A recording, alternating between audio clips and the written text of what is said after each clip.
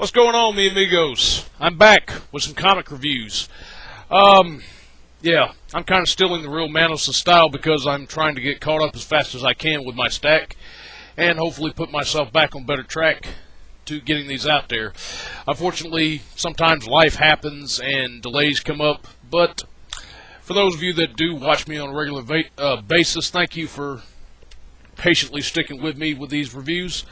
And also a special thanks to the Mount Vernon kid who graciously gave me a shout out last week in his comic reviews. Do appreciate that. If you haven't seen him before, go drop by my good Yankee Buddies channel and check him out on the Mount Vernon Kid's comic reviews. The Mount Vernon Kid with RVW at the end of it, I believe. I'll leave a link for the channel below. But let's get kicked off into some comic reviews, shall we? Let's start things off with one that I kind of was disappointed with for the last couple of months, but man comes back with style. Action Comics number 7. Much welcome to get back to the story that we originally started out with, but we had to take a break from for 2 issues, so Morrison could have a little creative spat on what he thinks was good in some ways. But this issue makes me forgive Morrison, you know, despite the faults that were with the last 2 issues, you know, crazy, trippy bastard. But, you know, genius and good storytelling can make up for some mistakes. And this issue delivers in a lot of ways that the first 4 did not. Basically what we got going on in this is now we're back on track with young Clark Kent dealing with Brainiac and actually taking the fight directly to the spaceship that is in orbit above Metropolis at the time. There's some very interesting stuff going on because we have these little spider robots which are starting to be kind of a problem to the citizens of Metropolis. And we also have a couple of very nice payoffs in this too. The issue is titled City in a Bottle, and basically, you know, it's been out a couple of weeks, so I'm going to spoil it.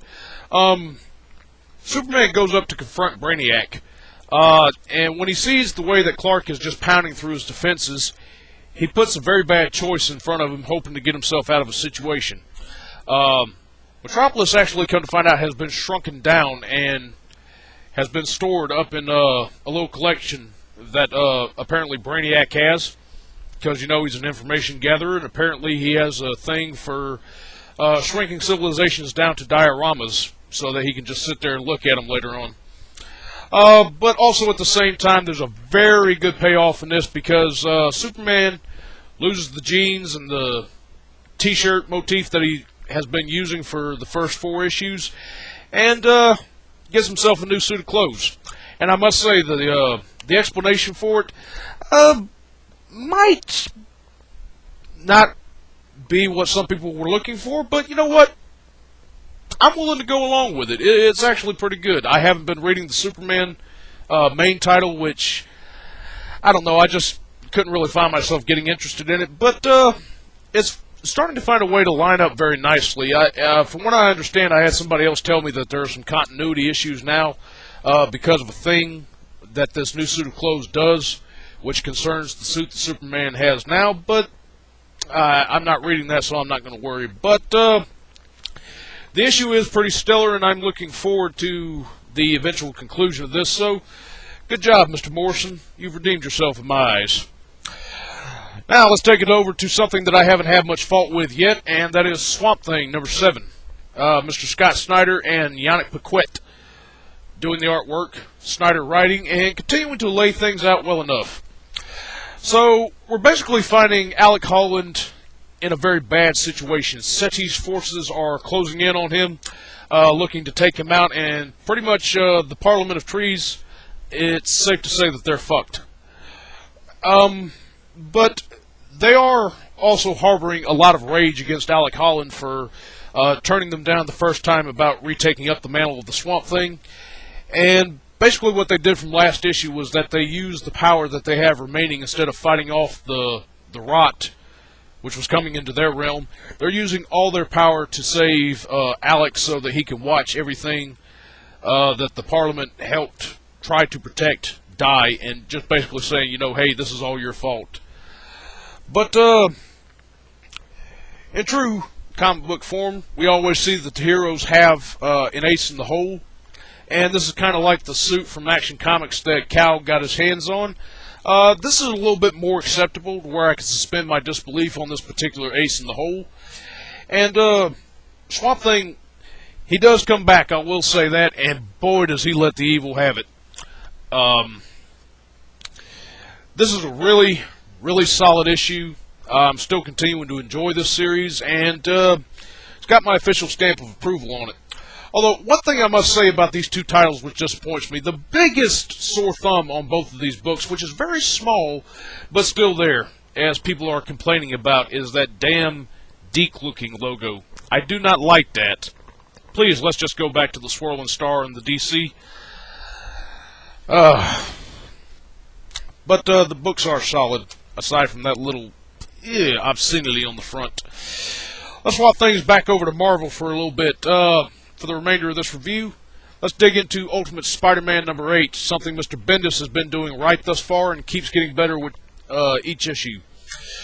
So, we're pounding on problems for young Miles Morales, who's dealing not only with being a young man in an unsafe city, but now also his uncle is onto his case. The Prowler, I can't remember his actual name in the story, but Miles' uncle has found out, or actually figured out, his nephew is the new Spider-Man. And we actually have a very interesting meeting which takes place, and he pretty much lets Miles know that, hey, I know what's happened to you, and we got to do something. Like his uncle is just getting... his uncle looks like there's going to be some trouble popping up between them. Meanwhile, at the start of this issue, we regress back to Paris and find Aunt May and Gwen Stacy learning about this new Spider-Man. I kind of thought that they had been written out of the series, but apparently we seem not to be done with them yet. Aunt May is kind of frantic about learning about this, and I'm really interested to see what's going to happen with this now. And also, let's not forget this big bastard on the cover. We got a new Scorpion on the scene, who's also part of the reason why Miles' uncle approached him. And the Scorpion is showing himself definitely to be a force to be reckoned with, because let's face it, we know that they're going to run into each other later on. And it's going to be interesting to see what happens. Bendis has not disappointed me with the series thus far. And, you know, I'm really regretting the fact that last year I was kind of harboring a bit of disinterest towards this, because I felt that Marvel was forcing this character out there to attempt to be inclusive. But basically, as far as I'm concerned, this Miles Morales guy, you know, the way that DC's kind of pushing Cyborg out there, this is basically Cyborg if he succeeded in my eyes, because I'm not really digging the addition of that character. But Miles Morales has definitely sold me as the new Spider-Man, and Bendis is certainly reinventing the tale quite well. Do recommend this. Now, let's jump on over to a new edition which I've welcomed into my pull list now. I kind of got caught back up with Secret Avengers with the .1 issue, and now I'm jumping on into Secret Avengers number 23, actually, strictly because Rick Remender has been doing the writing.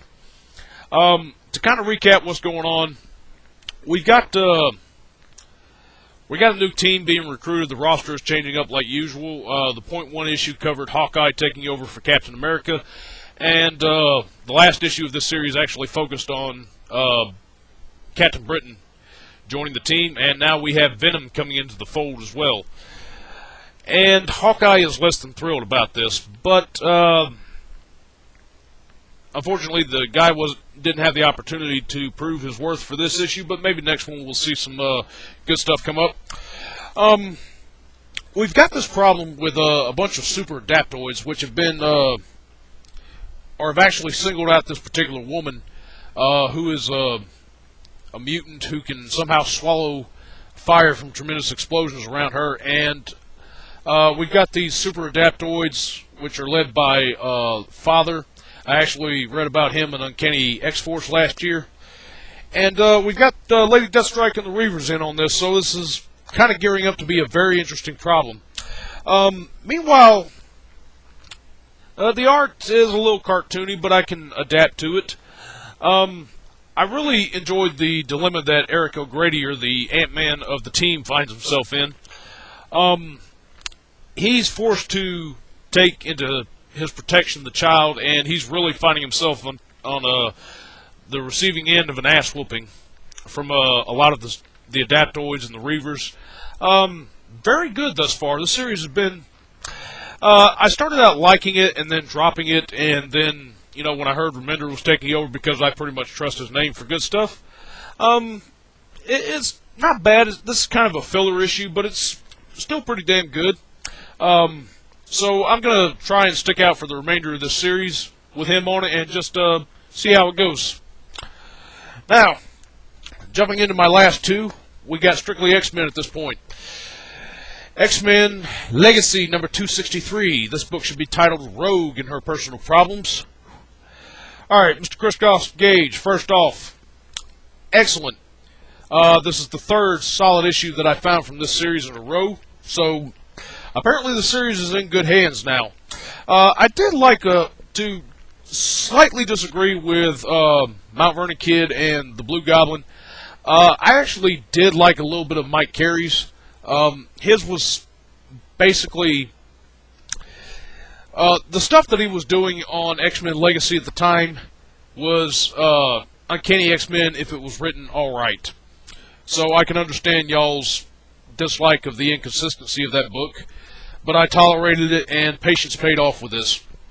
We finally get to take care of the matter of Exodus, who has basically set out to try and unite mutant kind, and in doing so he has to kill Cyclops, who he feels is completely responsible for fucking up the unity of the mutant race as it is right now. And with the previous issue, with the addition of Generation Hope answering the distress call that Rogue went behind Wolverine's back and sent to the Extinction Team, this is sowing a lot of problems. A lot of action for the first half of the issue, which is very well done, but then we're starting to confront some problems with Rogue in this issue, and apparently this seems to be part of a catalyst which is going to take place, which is starting to unite the mutants at the Jean Grey Institute of Higher Learning a little bit more, but it's not doing so well with uniting them with Rogue and a little bit of her deception. And Wolverine pretty much just steps out and lays down the law and says, you know what, you're good for working with the kids and all that, but as far as it goes with me trusting you, that's not very good right now. And Rogue's kind of finding herself back in the position of when she first joined the X-Men, where there was a lot of distrust towards her. So things are not looking good for Rogue right now, but I'm loving what this book for the last few issues has done with her character. There's a very good character insight into her. And I'm looking forward to seeing where this is going from here on out. And finally, for a lot of hijinks and hilarity, let's go over to Mr. Jason Aaron's Wolverine and the X-Men number 7. Fellow Alabamian who has stepped into writing comics, and man is he doing terrific with this. God, if the chaos ensues. Alright, so we're kind of coming to conclusions right now with this particular story arc. Wolverine and Kid Omega do have their hands full on the interplanetary casino that they were trying to hijack, and unfortunately, to get some money for the funding problems that the Institute is having, boy, nothing could just seem to go right, and God, how boring would that be if it was going right. Meanwhile, we're having problems at the school. There's a huge battle taking place inside Kitty Pryde, as in last issue, with a lot of the staff going up against the microbrew, which have infected her and caused this fake pregnancy which is taking place. And we've got, a lot of stuff going on. Brew in this issue, heading up against Dr. Strangeblood, I believe he is this bounty hunter's name, who has come to kill him. Whoo, son. I sat there and watched his transformation, because basically this is a major spoiler for this issue, is that Brew just broods out and just totally fucks up this dude. reading this and just, watching him tear out, it reminded me a little bit of that part from A Christmas Story when Ralphie finally lost his temper with the bully and just went and let him have it. Man, this was 10 times, like 100 times worse than that. Oh, God, was this good. And then we have, other stuff taking place. The Banffs are put into good use in this. We have a budding romance and a bit of a love triangle tension, which is coming up in here. The X-Men are very bad for their love triangles, which often are not working out so well in my favor, but this one does seem to have a bit more tolerance that I'm finding myself giving it than what I have for a lot of the other love triangles in the X-Men stories in the past. Mr. Aaron, very, very well done with this issue, man. This was just stellar, and I'm continuing to enjoy this series. It's hilarity at its best. The artwork, some people might not dig it, but I actually think it complements the overall tone and humor of this, too. And, what happens to Wolverine at the end of this issue, like, you see him because they do get away from the casino. Ooh, that was bad.